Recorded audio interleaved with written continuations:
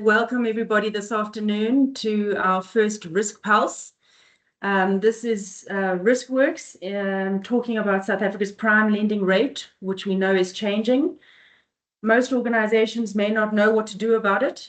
So Riskworx is offering you the opportunity to join our RiskPulse and receive this free online expert session where we are going to unpack exactly what's coming and what it means for you and your business. So thank you very much to those guests that have joined us online. We are very pleased to have you join the Riskworx team. I'd like to welcome Gary and Mojoyin and Morgan from Riskworx. Thank you for your time this afternoon. And we look forward to learning more about Prime's End from you. If I could just ask for those external guests that are joining us, if you could please mention your name and company in the chat, that will be helpful to us. And if at any point you have a question, to write it in the chat and we will come back to you. And just note that there will be a question session at the end of the presentation. Off mute, I'm presuming everyone can hear me. Can you put up a thumbs up if you can? Yes, you can. Cool, thanks. Right, welcome everyone. We're going to be talking about Prime's End, the South Africa's benchmark rate revolution. I don't think I would use the word revolution really, but it is a big change that's coming on top of other changes that I'm sure people are aware of that are already in place and ongoing. But this is it's another change in interest rates. And when I think it's worth telling this short story. When I first heard about this, Prime is changing. It's quite a simple change. You'll see. We'll go onto the slides in a second. And it reminded me of a self-help book, not that I do self-help books, but called The 5 a.m. Club. And it's about 500 pages long, hideous book. I don't recommend you get it. But there was a great Amazon review where someone said, get up early, get stuff done, the end. And I thought, well, that's pretty much this, right? Where Prime is changing. It's changing from this to this, end of story. Sadly, it's not quite so simple, as I've realized subsequently. So there are some vagaries to it, which we're going to be covering over the next 45 minutes to an hour. So that's roughly the timing. I'll be setting the scene. My colleagues will be then talking about international comparison, sector impacts, Basel and rate arbitrage and so on.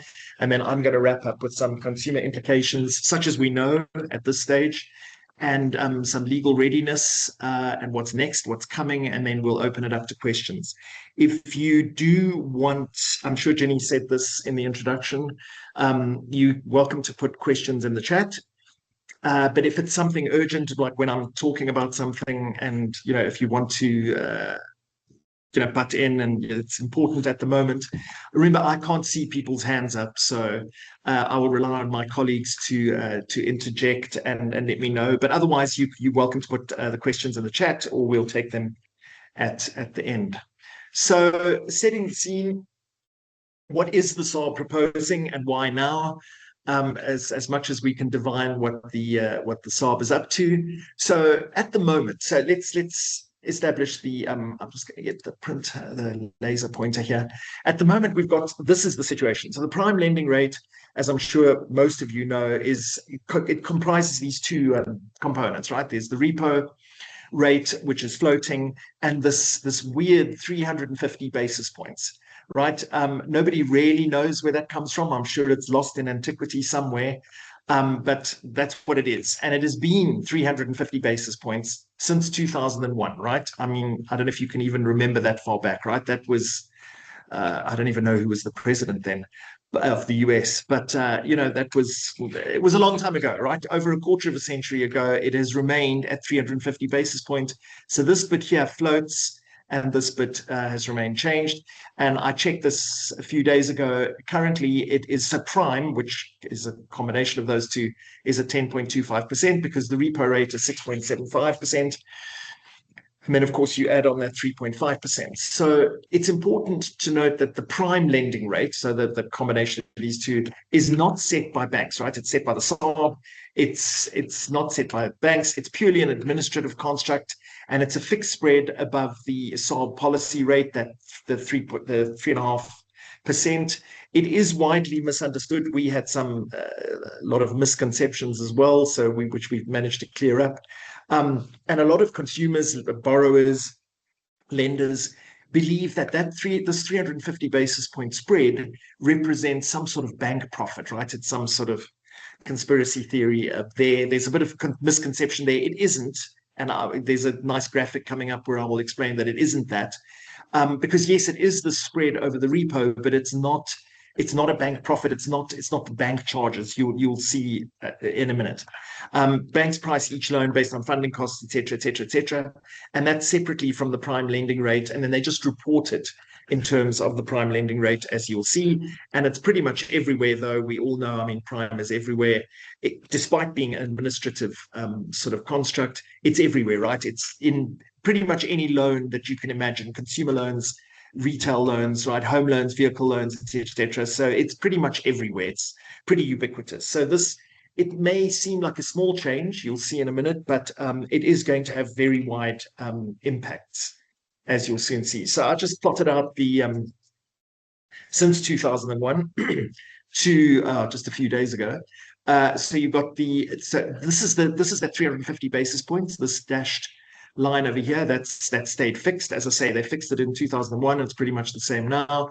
And the repo rate is this green rate over here. And you just add 3.5%, 350 basis points to the green line, the repo rate, and you come up with the prime lending rate, which is over here, right? I mean, just such as it is, and you can see we're at prime is at 10.25 at the moment, which, as I showed in the previous slide, it's at 6.75 plus the 3.5. And you could see, I mean, just important moments in our history. There was a big ZAR devaluation in 2001, and the credit crisis, and of course COVID over here, which is when these rates plummeted, right? I'm sure we all know what happened to interest rates, but you can see these rates, and then they all plummeted after these disasters, and you can see the prime rate's been climbing up again, and then it's been decreasing over the last a few months.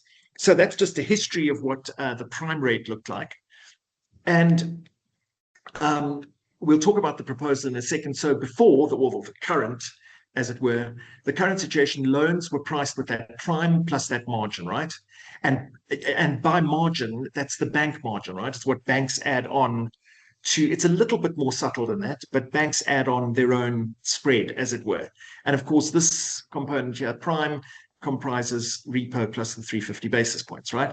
So what the consumer sees is 10.25%. They see that as prime, and they believe that I don't think this is the only reason why the SARB is changing this, but the consumer, the borrower, sees that 350 basis point as being part of bank profit. Those fat cat bankers are just adding 3.5% onto the spread, and it's not true. You'll see as the next graphic, you'll see what is actually going on. The true logic is sort of embedded in there, and as I say, it's a little bit more subtle than just this weird add-on. So after the fact, so once these changes take place, we'll talk about the timing in a second. Loans are going to be priced simply at not prime plus some margin, but at the SARB policy rate, which is the old repo rate. Stay with me, you'll see it on the next slide, plus what the bank adds on. You'll see exactly how this works. So this SARB policy rate here is exactly the same as this old repo here.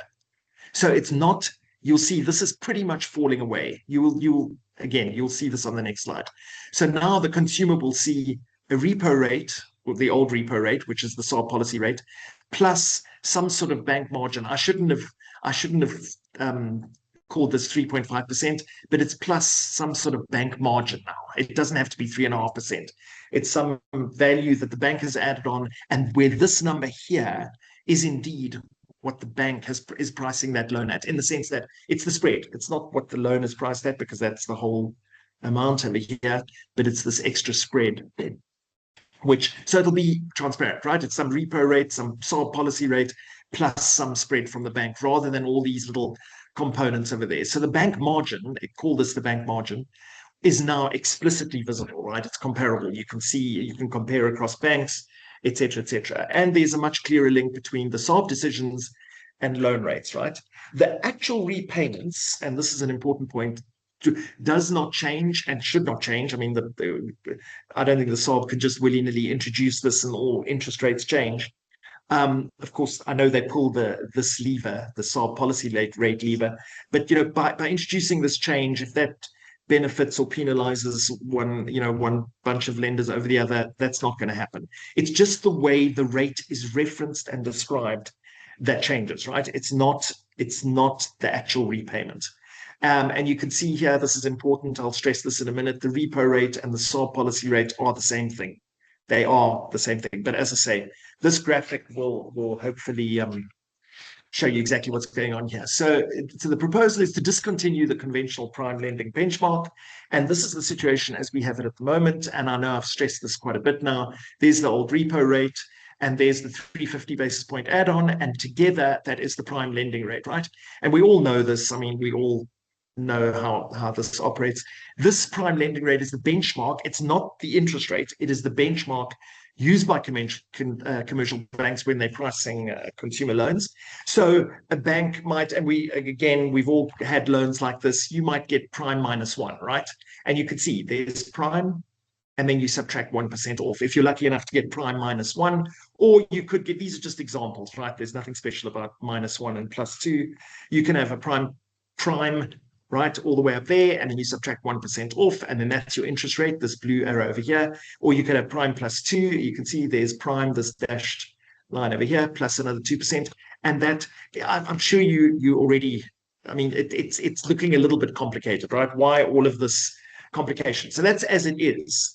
And the SARB is now proposing to discontinue this and to anchor new lending rates directly to just the SARB policy rate, which you'll see is just this, with explicit bank-specific margins. So let's see this. So that's the left-hand panel is what is and what's going to change. And this is the new proposal, right? So I've called this I didn't call it this. The SARB policy rate is here, which is the old repo. They are exactly the same thing. You can see they align exactly there. And now, rather than having that you add and then you might subtract a little bit off from the bank and blah, blah, blah, now you can see it's the SARB policy rate plus some sort of, I've called it a bank margin, bank spread if you want, and you can see. So this loan here, the prime -1, where you had to go all the way up to prime, add repo, 350 basis points, and then subtract 1% off to get to this line. Now you just take the SARB policy rate, forget the 350 basis points, and you add on a bank margin. And that will take you up to the old prime -1, as it were. You can see it takes you up to this rate. And for example, the prime +2, that takes you up to there, right? There's prime, and prime +2% would take you up to there. But you can see, I mean, there's two different loans, right? It's just two examples here. And now you've just got these two components rather than three. Because we all know how bad bankers are at adding numbers. But that's literally it. Instead of three components, you've just got these two. And we all know the bank margin comes from whatever, bank funding spread, operating costs, capital costs, et cetera, right? So whatever those are, but you can see it's much more opaque. And I'm transparent, sorry. This approach, hopefully you agree with the SARB, it is much less opaque. It's like, okay, there is an underlying SARB policy rate or repo rate, and we've got these bank margins or spreads added on, rather than this complexity of adding and subtracting and this weird 350 basis point that's been there since heaven knows when. So hopefully this graphic explains exactly what's going on there. Okay, so now the transition timing, just a little bit about that. I'm aware I'm using far too much of my time. Way back in 2001, they fixed that. In 2003, South Africa was grey listed, and that because of these weaknesses identified in the system, and the Financial Action Task Force took over, and that was in 2023. In 2026, so earlier this year, the consultation began on this prime lending rate. And my colleagues will talk more about this in a minute. I'm just going to very quickly gloss over this. We all know about the JIBAR, which has got nothing to do with this new policy that we're talking about, right? The change from prime to whatever. It's got nothing to do with that, except that it is another big interest rate change regime and thing that's happening. And we all know that that's coming to an end by the end of 2026. And I think most of our audience today is, people that work in banks. So you're all aware of how onerous this is. And the SARB very kindly, and I'm not kidding about that, they said, listen, let's just introduce this prime lending rate change to the SARB policy rate transition. Let's just do it in 2027, right? Or later, on later after that, to give everyone time to get all of this stuff over with. And, because to balance all of these things at the same time, people would throw small, heavy objects at the SARB if they don't already. So the SARB has kindly done that, and they're aware. They're not stupid. They're running JIBAR on these PLR transitions simultaneously. That's the prime lending rate, right? Would create overlapping regulatory demands. You can imagine the confusion that would reign. So the SARB has deliberately avoided this and said, okay, let's finish with this, and then we'll move on to the prime lending rate. Now, we can't really talk about this change without talking a little bit about LIBOR. And as I say, they're not connected, except that they are both interest rates and that both regimes are changing. We all know about the change from LIBOR. I was intending to spend a little bit longer, but I'm realizing I'm using a lot of my time. So I'm just going to gloss over this. This isn't to talk about LIBOR. It's just to remind you about the big changes that are happening in LIBOR. I'm sure we're all aware of them. It's been called the world's most important number. It's the London Interbank Offer Rate. And I mean, there's a little bit of history. Banks had lent to each other. There was no standard benchmark. And then there was an explosive growth in derivative contracts. And so, we needed benchmark rates were demanded. The market responded. The Bank of England got involved in 1986. LIBOR was introduced with just 3 currencies. Eventually, I think there was 7, maybe more. And then there was, rapid expansion after that. And LIBOR settled in happily as the sort of global benchmark for interest rates. And then, of course, and I was in the UK when it happened, and I'm certainly not going to read through all of this. There's a catalogue of deceit and all sorts of things. But essentially, some bankers were colluding because the LIBOR rate is set apparently randomly, as random as you can sort of get it. I think there's 16 bankers or so, or banks that phone into the British Bankers Association, report their best guess for LIBOR for the day. That then gets sorted. The top 4 and the bottom 4 get excluded, and the middle 8, it's something like that, get averaged, and out comes a LIBOR. But the banks were colluding. Of course, they're not allowed to, and bankers were colluding. And I apologize to my male colleagues, but it was men. And they were colluding. And if you really want some entertaining Saturday night entertainment, I strongly recommend the emails that they sent between them to collude are still there for everyone to see on the website. It is excruciatingly embarrassing because, and I say this as a man, I say it deprecatingly, it was definitely schoolboy humor. They had nicknames for each other like Big Boy and Superman. You can't make this stuff up. But anyway, they were colluding. They basically brought down the whole respect that everyone had for LIBOR. It's this global interest rate, and they had been doing it since 2003. It was only really exposed in 2012, but since 2003, it was a massive scandal. And yeah, they were colluding, and it was actually Barclays that reported it, and they got fined. All the banks were colluding. It was an old boys club, sadly. And there was global mispricing of contracts, and it was a whole mess. And there was massive fines and deep embarrassment. And so it went on. I'm certainly not going to go through all of this. These are all, and of course, South Africa, we are connected to LIBOR as well.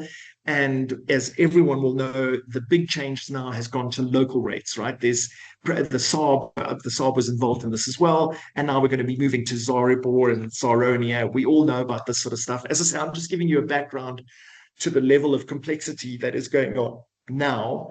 I don't think it's going to be anything like, please God, it's not going to be anything like when we changed to the new the SARB policy rate change, getting rid of prime. But I'm just saying all of this is going on in the meantime. We all know about this, and please don't concentrate for this slide. It's just to show you, as I'm sure you know, there's all this complexity and how non-bank financial deposits, and how does ZARIBOR work, and how does overnight index swaps and so on, and all the banks are involved, and JIBAR is dying. It's quite a lot to deal with, right? So as I say, I give you this background just to say this is going on at the moment. It has to be finished. It has to be wrapped up by the end of this year, into 2026, and then just after is recovering from mince pies, we will go into the next phase of interest rate changes, which will be the change of this prime rate. And sorry, I took longer than I was expecting. I'll now hand over to my colleague Morgan to talk us through some international comparisons. Just before we get there, there aren't many, so apologies, there aren't many international comparisons, but anyway, over to you, Morgan. Thank you, Gary. So I think before we look specifically at South Africa, it is useful to take a bit of a step back and recognize that these other LIBOR changes are not unique to South Africa, but actually globally, many major benchmark rates have been reformed and replaced. And I think the common theme here is that the benchmark reform isn't just a technical change in how the interest rates are calculated, but it actually affects many different contract systems, models, disclosure, and even client communication and regulatory oversight. I think the key message here for South Africa is that it has happened before and other markets have gone through similar transitions. And we can learn from what caused some friction and when institutions underestimated maybe some of the operational effort required for these type of changes. So in the United Kingdom, they moved from LIBOR to SONIA. And I think one of the key lessons here was the importance of legal certainty, especially if you're looking at legacy contracts that referenced LIBOR and couldn't be easily amended. So to help with this, the UK actually introduced a legal safe harbor protection to reduce the risk of these types of disputes and contract uncertainty. And then in the United States, they moved from LIBOR to SOFR. So the scale of this was enormous because LIBOR was embedded in so many different derivatives, loans, systems, and valuation models. And I think the lesson that we can learn here from the US is that the system cost and operational burden can sometimes be much larger than expected. So it's quite important for institutions to start early with these type of changes and also to do sufficient planning before implementing anything like this. In Europe and Switzerland, the transition was towards rates like Ester and Saron. These are overnight transaction-based rates, and they are designed to be more robust and less vulnerable to manipulation than the older benchmark rates. And then focusing on South Africa, the transition is from JIBOR towards Eronia.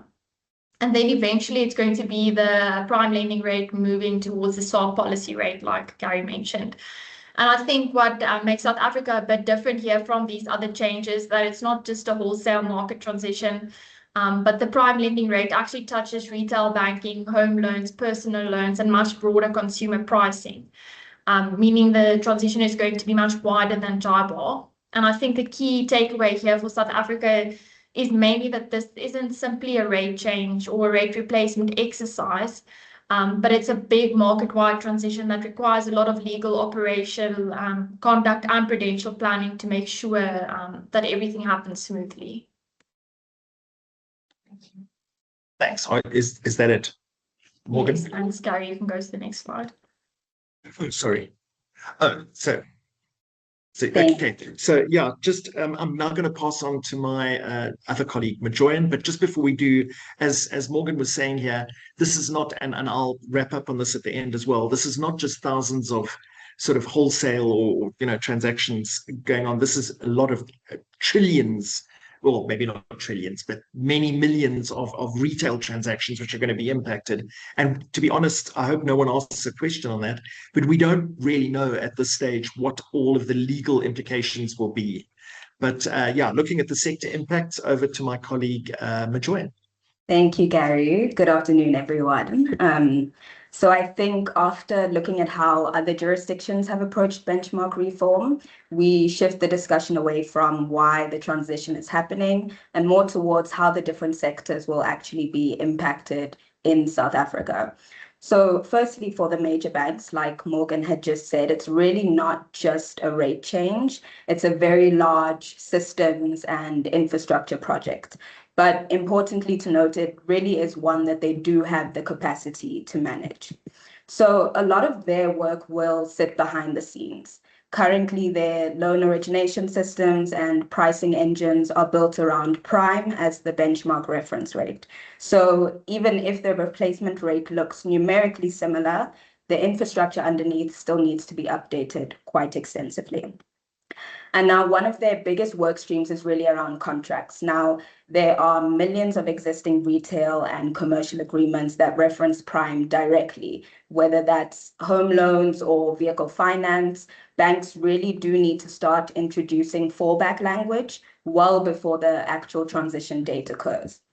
So another important area is interest rate risk management. Now, most banks have interest rate risk in the banking book frameworks, which essentially are models that measure how sensitive the balance sheet is to changes in interest rates. But the hurdle here is that those models are built on assumptions around benchmark behavior and repricing dynamics. So once the benchmark structure changes, those assumptions need to be reassessed and revalidated too. So in a similar manner, funds transfer pricing frameworks will also need recalibration. This is the internal system that banks will use to allocate funding across different business units, which actually becomes a bit more complex once treasury funding and lending products begin referencing different benchmark structures. And I think this is where the transition becomes more interesting than just a simple renaming exercise. As mentioned earlier by Gary, historically, prime has behaved almost like a single bundled number. But going forward, we obviously move towards a structure where the underlying policy rate and the bank margin become much more explicit and potentially more flexible over time. So once you actually do separate those components, you really do introduce the possibility that they don't always move together in exactly the same way. And lastly, for the major banks, there's also a reputational aspect to this transition. One of the recurring themes in the consultation paper is actually transparency. Historically, consumers have just seen a single prime linked lending rate without necessarily understanding what portion reflected the broader interest rate environment and what portion reflected the bank's own pricing decisions. So I think that banks who really do communicate this transition clearly and explain pricing changes proactively have an opportunity to strengthen customer trust. Now, if we move over to the right-hand side on looking at corporate treasury, the focus now shifts more towards making sure hedges continue to align properly with their underlying liabilities throughout the transition. So fallback language is, again, a big consideration across existing facilities and agreements. Every revolving credit facility, every bilateral loan, working capital line that references the prime lending rate does need to be reviewed. And the risk of not doing this is that your hedges, possibly JIBAR-based interest rate swaps, stop matching your prime-linked liabilities as both transition simultaneously. And that actually is classic basis risk. And it really can create real profit and loss volatility and reduced hedge effectiveness. Now, additionally, treasury models and internal pricing assumptions will also need updating. And so the ALCO function becomes specifically important because treasury teams will need to manage hedge roll timing very carefully throughout the transition period while continuing to monitor overall balance sheet exposure and reporting requirements. So if we move over to the next slide, please, Gary. Okay, so this slide presents a segment that I wanted to spend a little more time on because in a lot of benchmark transition discussions, the focus naturally goes to the major banks. But in reality, smaller banks, mutual banks, and non-bank lenders may actually face some of the biggest operational challenges during this transition. And this is not necessarily because their absolute exposure is larger. In many cases, it actually isn't, but it's because prime linked lending can represent a much larger portion of their overall balance sheet. And at the same time, they often don't have the same level of infrastructure, staffing, or specialist support that the larger banks do. So no dedicated ALM teams, legal remediation teams, or automated repricing systems that are already in place. So these smaller institutions often don't have that same operational capacity. Now, there's also an important regulatory dimension here. South Africa's banking system operates on what's referred to as a three-tier architecture, where different types of institutions operate under different regulatory frameworks and obligations. So for example, large commercial banks operate primarily under the Banks Act and Prudential Authority standards, while smaller mutual and cooperative banks fall under separate frameworks like the Mutual Banks Act and Cooperative Banks Act. Now, the challenge here is that although all these institutions fall under the prudential oversight, they don't operate with the same level of infrastructure, staffing, or regulatory capacity, which means that there's a real risk that transition guidance designed solely with major banks in mind may not always be practical for these smaller institutions to implement at the same pace. Then we move over to the right-hand side. Here we're looking at the non-bank lending environment, which introduces another layer of complexity entirely. So this would include the likes of microfinance providers, furniture retailers with credit divisions, and vehicle finance businesses. And the thing is, many of their products still reference prime. Why? Because consumers recognize it and understand it conceptually. But what's important to note here is that these institutions are regulated very differently. They fall under the National Credit Regulator rather than the Prudential Authority, which means that once prime does begin transitioning out of the system, these lenders need very clear guidance around how floating rate products should be communicated going forward. And I think timing becomes very important here, especially for longer dated customer facing products like vehicle finance agreements, where contracts really do run for 5 or 6 years and still directly reference prime.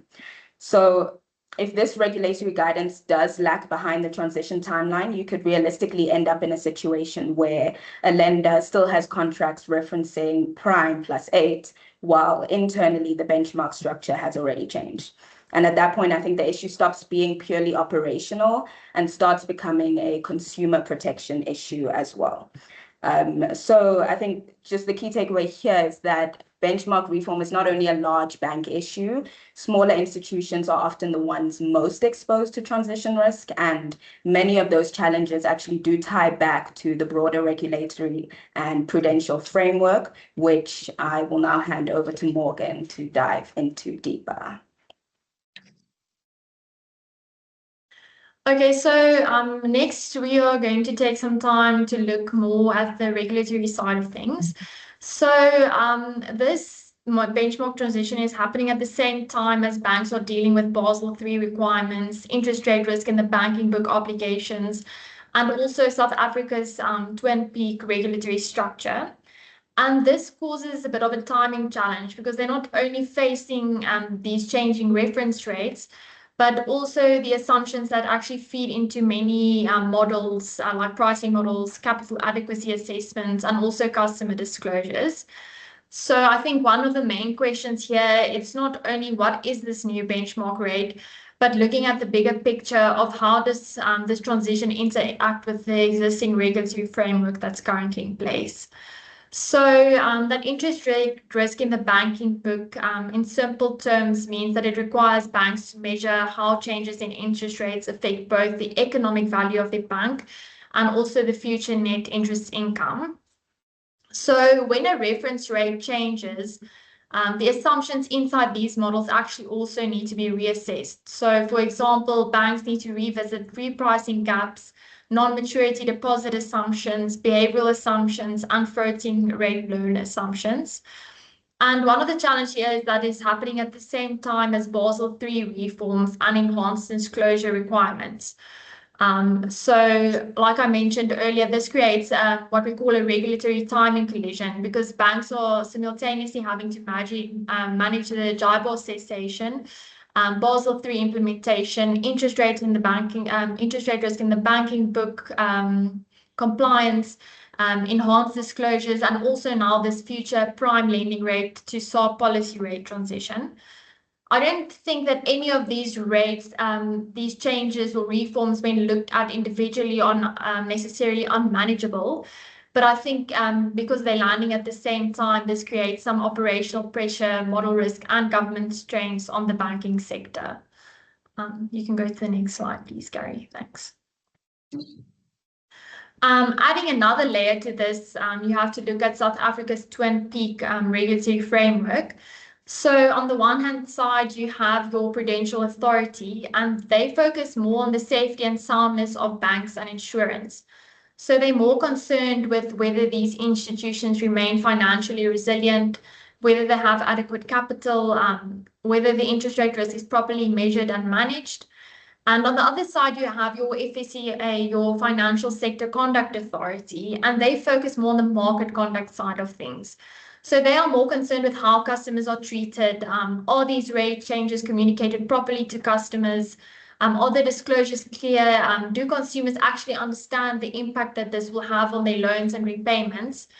And this brings in the prudential and conduct dimension. And I think this makes it also quite challenging for banks, because the same benchmark transition must satisfy two different regulatory lenses.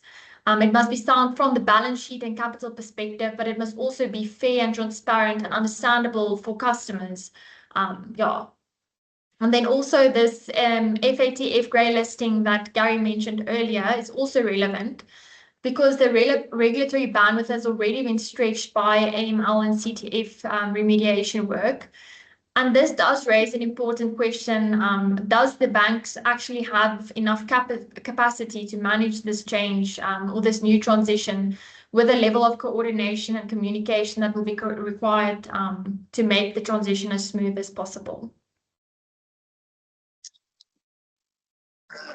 Is that the end of that? Yeah, thanks, slide? Gary. Thanks. And then back to you, Mojoyin. Thanks. Yes, thank you. So I think one of the biggest challenges during benchmark reform is that you rarely move cleanly from one rate environment into the other overnight.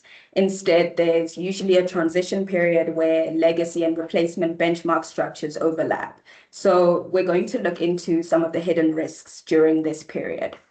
So in this transition window, you as an institution could simultaneously be dealing with the SARB policy rate linked lending, prime linked contracts, legacy JIBAR exposures, and overnight funding markets linked to Zoronia. And now once you introduce multiple benchmark rates into the system at the same time, you naturally start introducing pricing mismatches, hedging complications, and just operational complexity. So I'm going to walk through 4 of the most important risks within this environment. And first, probably the most immediate concern for corporate treasurers is basis risk. And we touched on this briefly earlier. So imagine a company has a loan linked to prime, but they've hedged that exposure using JIBAR-based interest rate swaps. Now, historically, those benchmarks may have moved closely enough for the hedge to work reasonably effectively, but during the transition, the underlying loan may begin transitioning towards the SARB policy rate, while the hedge remains linked to JIBAR or some fallback successor rate. And at that point, the hedge may no longer offset the exposure properly, which can obviously create earnings volatility, valuation complexity, or even hedge accounting implications under IFRS 9. Now, moving on, another important source of risk is the funding versus lending mismatch. Banks continue to fund themselves at overnight or near risk-free rates, particularly as markets transition towards Zoronia-based environments. But on the asset side of the balance sheet, many loans are still priced off of prime and eventually SPR plus margin. So now you potentially have different parts of the balance sheet repricing off of different benchmark structures. And if those environments don't move perfectly together during the transition period, banks can suddenly see unexpected pressure on their net interest margins. And I think in some cases, margins could compress unexpectedly, while in others, they may expand temporarily. And while that may create short-term profitability opportunities for some institutions, it also does create additional uncertainty in balance sheet management and pricing strategy. Now, the third risk relates to synthetic benchmark rates. This is a slightly more technical area, but it becomes important for legacy contracts that can't easily be amended before the transition deadline.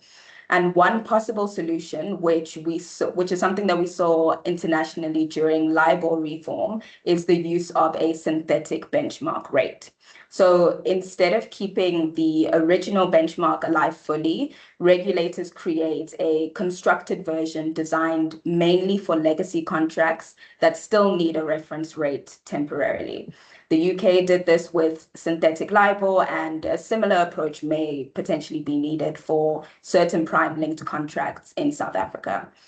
But you see, the thing about synthetic benchmarks is that they introduce their own complications because they're no longer true market observed rates. You could say they are engineered approximations. And once a benchmark becomes synthetic, questions immediately arise around methodology, pricing fairness, and just divergence from the reality of the market. So while synthetic rates may help reduce disruption during the transition period, they may not necessarily be a clean long-term solution.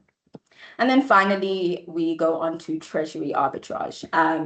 So this is a very important one because whenever markets transition between benchmark regimes, temporary pricing gaps and timing mismatches naturally start emerging. And where those pricing gaps emerge, sophisticated treasury teams may identify opportunities to profit from them very quickly. But I'm sure, as we're all aware, whenever something starts looking like free money, regulators tend to pay very close attention. And that's where governance and conduct becomes critical because regulators are fully aware that benchmark transitions can create opportunities for aggressive positioning or pricing behavior. So I think ultimately the challenge for institutions is not just managing the financial impact of benchmark reform, but managing the transition in a way that remains transparent and operationally sound. Over to you, Gary. Thanks. Yeah, so we've pretty much come to the end. This is just you'll see a few consumer implications that we can imagine. Quite brief, and then I'll wrap up after that. So the transition, as my colleagues have been talking about, the JIBAR, the big Saronia, etc., rate changes. This rate change is significantly broader, right? It's going to affect millions of home loans, as we've discussed, vehicle finance, personal credit facilities, etc., etc. So it's a much bigger change. It may be smaller amounts, but in aggregate, it may even be bigger. Some potential benefits, you can see them there. There's greater transparency. The rate shown will be the SARB policy rate plus that bank margin, and one will be able to see exactly what is part of the SARB, that's the sort of underlying rate, and what the bank has deemed your loan, depending on your riskiness, right? What they should lend to you at. So that greater transparency is always preferred. It'll be easier to compare. You'll be able to compare bank margins, from bank to bank, and they'll be directly visible and comparable. There will be a clearer SARB link because of the underlying the old repo rate, the new SARB policy rate will be there, and you'll be able to see, what the two components are. And so when that changes, remember that's a floating rate. When that changes, you'll be able to see the direct effect on your repayment. And of course, there's accountability. So consumer groups will be able to they'll have a stronger basis for checking what those margin levels are and whether they are, if they're rising too fast or whatever, etc. Some potential risks, and again, we're just spitballing here. There could be some consumer confusion. Borrowers may mistake a change in rate for a change in their actual repayment, and that's a big. I think there could be a lot of litigation risk there, and the legacy contract risk. My colleagues were talking about that. Home loans with these with these long 20 to 30-year terms, they must include some sort of fallback language before the transition. So there's a lot of legacy contract risk as well. There could be communication gaps, poor bank communication, poor communication in general is a terrible thing that could spike because of these complaints, with misunderstanding. And there may be some vulnerable segments as well, microfinance clients, or not well versed in bank literature and terminology. People like those sort of borrowers might be marginalized, right? Not deliberately, but it definitely could happen because it's not that confusing. But if you're not familiar with all of these shenanigans, it could easily be an issue. Just a little bit about legal readiness and fallback languages and so on, and then I'll wrap up with a summary. Is that so in terms of the fallback language, new contracts from when this is implemented, it should be 2027, they should include explicit fallback clauses, right? like that they did with the Zaronia issue. BASA will have to publish standard language, and ISDA hopefully will provide the template for the derivatives. The safe haven provisions, the UK's Financial Services, just an example, Act from 2021, they protected historically parties where the LIBOR transition couldn't be bilaterally negotiated.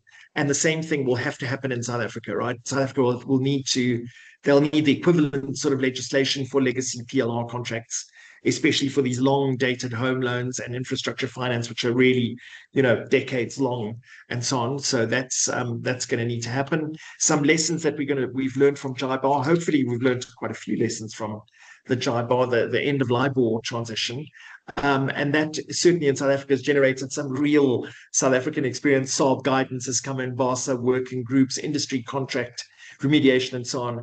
And so hopefully we've learned some stuff from the JIBAR transition, the end of LIBOR transition. But as we've mentioned repeatedly here, the key difference is that the prime lending rate remediation must scale to millions of retail contracts, right? Pretty much every single one. Not just the thousands of institutional agreements, which was the case for the end of LIBOR. So we sort of foresee these three sort of legs, as it were. There's the JIBAR to Zaronia, which, as I say, has got nothing really to do with the SPR transition, but it's ongoing. That's ending at the end of 2026. That really affects wholesale transactions and derivatives. Then kicking in from 2027 onwards is this prime lending rate to the SARB policy rate transition. And then looking into the future, long term, we don't know. We don't know where the SARB policy rate is going to go. Is it going to become a fully transaction-based rate? We don't know. We can't foresee what the SARB is going to do. But that's for future folk to concern themselves with. And then just this last slide to wrap up here. And I think quite a few, these are the key salient points to take away here. Just remember the prime lending rate, it's been a construct since 2001, but it's not a rate change. As you saw in that slide, which with the graphics, the rates are not going to, well, at first at any rate, who knows what's going to happen, but it's still the old repo rate plus now the bank margin. It's not a rate change. It's a reform change, as it were. It's a restructuring of the way the old prime rate is reported, right? And we've discussed this. It's not a rate change. So no borrower's repayment changes automatically, not at first anyway. It's just a reference change only. It's not a repricing. Can't stress that enough. There is a global precedent, I suppose. South Africa is following a well-established path. As I said, LIBOR and the SOFR and SONIA and so on, they're not really direct comparison, but there's a lot of interest rate reforms going on. So there is this global precedent for simplicity and transparency. Another key takeaway is to start now. I don't have to emphasize that the later one starts, especially given that it's all these millions of transactions that are linked. It's probably not a good idea to start on December the 27th of this year, right? When, all the LIBOR stuff is ended and now this kicks in. To have meaningful preparation work really does need to start now. That's just advice.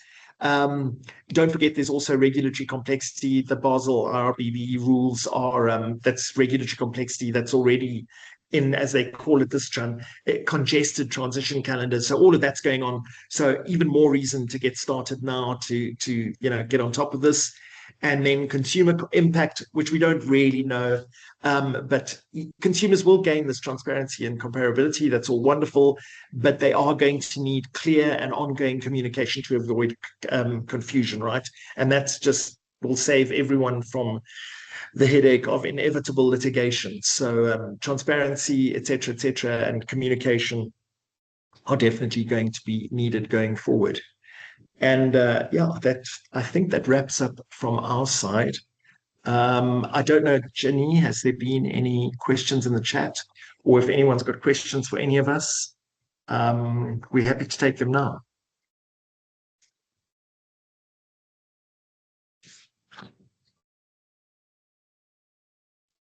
Hi, Gary. Thanks. There hasn't been any questions posted in the chat, but certainly if anybody would like to ask a question, we would welcome it. Thank you.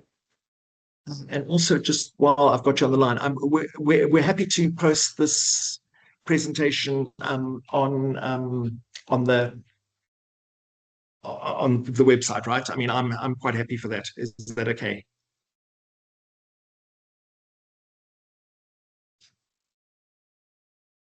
Okay. Gary, I have a question. Oh, yes, yes. Inclusion of a credit adjustment spread to pricing curves due to the transition. Would this adjustment also be applied to discount curves from a valuation perspective? That's a good question. My immediate answer, and I open this up to my Fitch colleagues if someone has a better, but I would imagine it would have to. I mean, of course, it's going to affect the discount curves, right? If anyone else has a better answer, please just go ahead. But I would imagine the answer is a very definite yes.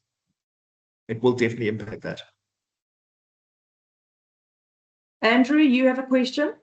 Yeah, I've got a question. So, Gary, do you think, I mean, the replacement rate is going to create some volatility in these rates going forward for customers? Yeah, I think if the change of interest rate history globally is anything to go by, the answer is a very definite yes. The SARB is saying no, it won't. You know, it's just this reference change. It's not a rate change per se. It's just the way we refer to it. But and this is just my own opinion. I probably shouldn't be speaking on behalf of Riskworx, but from my personal opinion and precedent, I would imagine very much so. There is going to be some volatility going forward. There's so many transactions connected to this, and there's quite a considerable amount of uncertainty about this, etc., etc.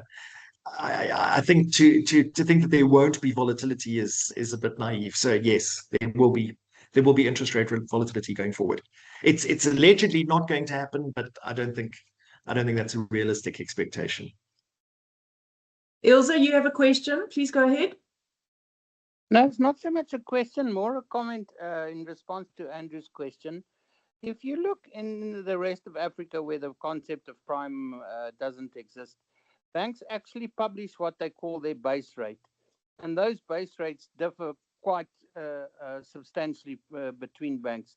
You can log in, I mean, on the internet, you can go and ask for instance, in Ghana, where you'll see that there are some banks where their base rate is published as saying it's policy rate plus 10, others published as policy rate plus 12.5.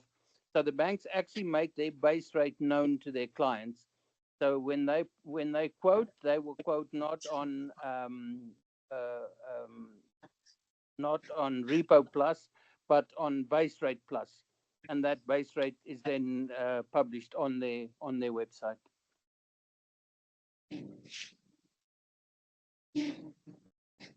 Thank you, Ilse, for that. Gary, there is another question posted here. Do you think this will affect how normal consumers would approach debts due to these changes? I'd like to believe that language is very important and plays a role in the decision making. Yeah, that's also a very good question because, yeah, I mean, because it's all retail consumers, right? Anyone who's got a home loan or a student loan or a car loan or, you know, whatever. So, and given the wide experience of human nature, I would imagine there will be some changes I hope, and I don't get paid by the SARB, so I do mean this. I do think it is a change for the better. I think it's anything that results in more transparency and less complexity is a good thing. And it does seem that that's what they're trying to do. I don't think they're trying to pull a fast one on anyone. It does, if it works, and I don't think there's any reason to suspect that it won't, it will be a good thing. It will be a good thing for consumers. It's more transparent. There's not this prime plus one. You saw the graphic plus one minus two, you know, all these components. It's a simple, this is the SARB base rate or you know, policy rate, and this is the bank add-on. So I would hope that if there is any changes, if there are any changes that consumers, you know, towards lending, that it would be for the better, that it's, you know, because they are better informed. and therefore, they've got a better handle on their finances, etc., etc.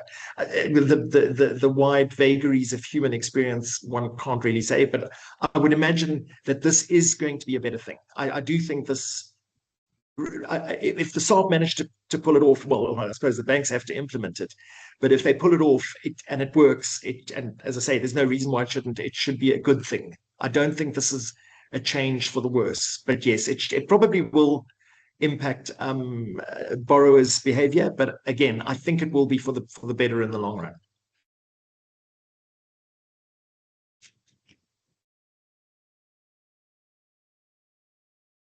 Okay, thanks, Gary. We appreciate all your feedback and responses to those questions. Thank you to everybody for your engagement. At this stage, we don't see any more questions coming in. So Gary and Mojoyin and Morgan, thank you very much for your time and sharing your knowledge and expertise this afternoon. We really appreciate the presentation. If I could just reach out to our external guests to say thank you for joining us, and also that should you have any questions following this presentation, please contact us at info@riskworx.com, and we look forward to getting back to you. And for those who would enjoy receiving the recorded version of this presentation, we'll be sure to share it with you. Thank you so much for your time this afternoon, everybody. Thank you.